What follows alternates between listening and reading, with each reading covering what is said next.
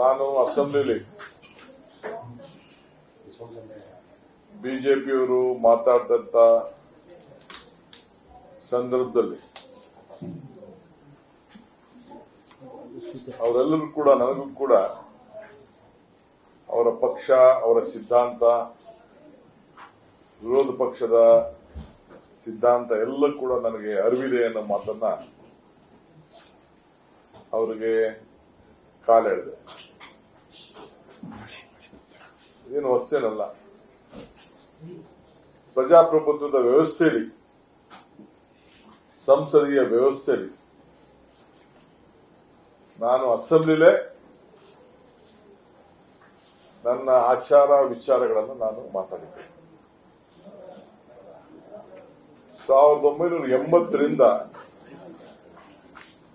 79ರಲ್ಲಿ ಸತತವಾಗಿ ವಿದ್ಯಾರ್ಥಿ ನಾಯಕರಾಗಿ ಕಾಂಗ್ರೆಸ್ ಪಕ್ಷದಲ್ಲಿ ಗುರುತಿಸಿಕೊಂಡು, ವಿದ್ಯಾರ್ಥಿ ಸಂಘಟನೆಯಲ್ಲಿ ಗುರುತಿಸಿಕೊಂಡು ಕೆಲಸವನ್ನ ಮಾಡ್ಕೊಂಡು ಬಂದವರು.